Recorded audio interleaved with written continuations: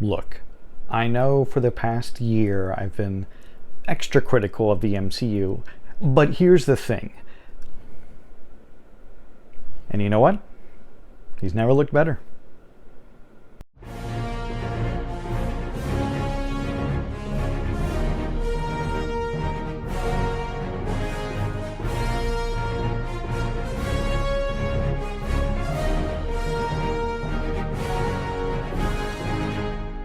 After a year of posters every other holiday, following the long, tumultuous years since its initial announcement, we finally have the first official look at the Fantastic Four: The First Steps.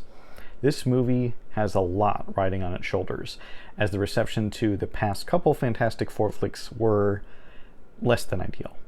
So, how does this one look? Hard to say. This was a notably short trailer at just over a minute and a half, and somehow people are going to be squeezing 30-minute videos out of this, but I'll save you some time over here just to say I'm very excited. I love the old school approach between the rocket launching advertising, like leading up to the release of the trailer, the already weird but whimsical theme by the legendary Michael Giacchino. Sorry if that's not how you say his name.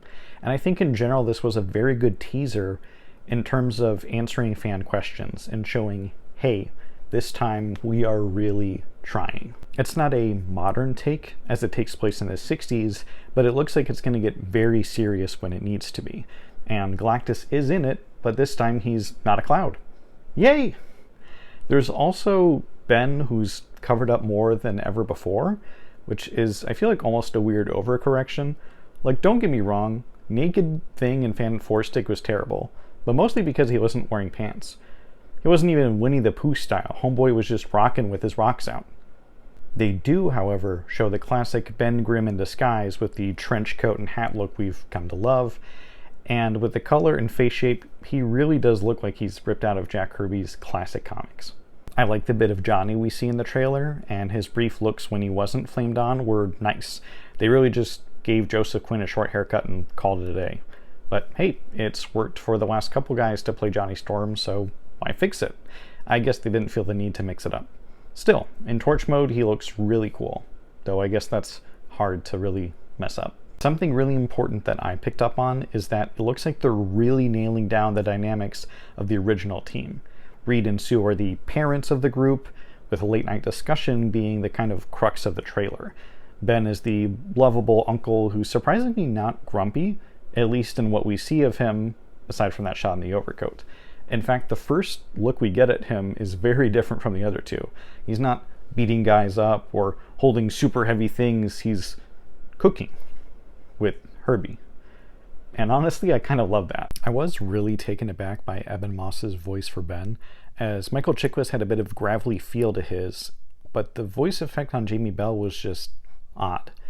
Yet this Ben Grimm is just Ben Grimm.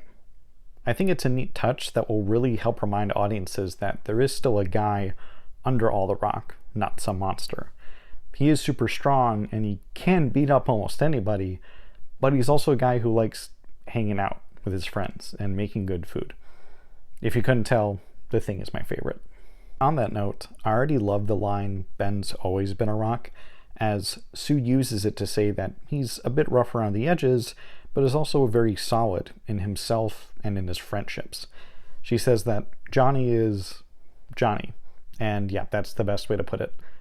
He's clearly the kid, and that's how it is in the original run. Johnny's the youngest, just a teenager, kind of doesn't care, and is like, cool, I got these flame-on flying powers.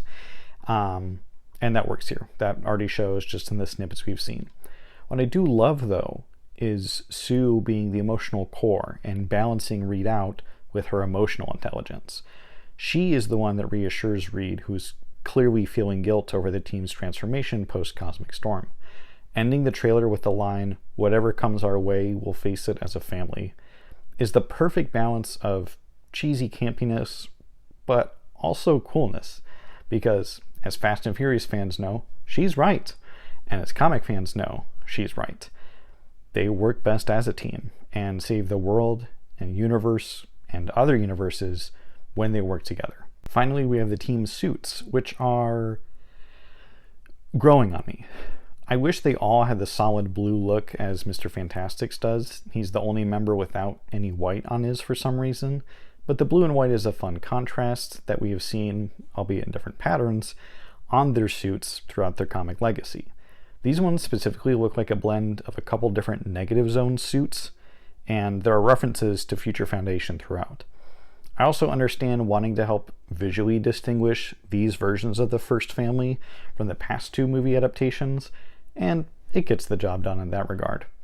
The first ones were in that X-Men realm of wanting to make it cool and leather because this is the early 2000s, and then the Josh Trank disaster piece having such overcomplicated suits. Even the 4, if there was one, it's I think in like an etched like 1, 2, 3, 4 versus the number 4 is a bit of a stretch. Okay, I'm sorry, that's the last pun I'm making in this video. I don't believe it's been confirmed who John Malkovich plays, but based on comments I saw today and yesterday, it's a villain I haven't seen yet, though I am about to find out, as I'm on issue 12 of the original comics right now. But hey, regardless of who he is, who doesn't love John Malkovich? Even then, I'm not sure how big a role he'll play, considering that literally Galactus is in this movie. Like, is he really the villain, or, but either way, lots of fun. No look at Silver Surfer yet. I'm very curious to see how she's going to look and sound. I also know that has been getting a lot of controversy since that was announced, because, oh no, now this character is a woman, or they're feminine, me. But I think even if Shala Bal, that's the name, Shala Bal, wasn't a character in the comics, I still wouldn't be that upset about a gender swap. The new Spider-Man show just did that with Dr. Connors, and there's not a single difference. But either way, I think as a character, Silver Surfer is really cool, and that's something I really want to see them do right. From what I remember of Rise of the Silver Surfer, was done very well, was very cool. I think they got a good voice for that with Lawrence Fishburne, but has been a while, 20 years almost. 20 years since the first one. Wow, I'm gonna stop talking. I feel, all in all, I am very pleased with this teaser. Really honing in on the fact that it's a trailer, but a short one. And for once, I'm actually really glad Marvel didn't blow the whole movie in the first look.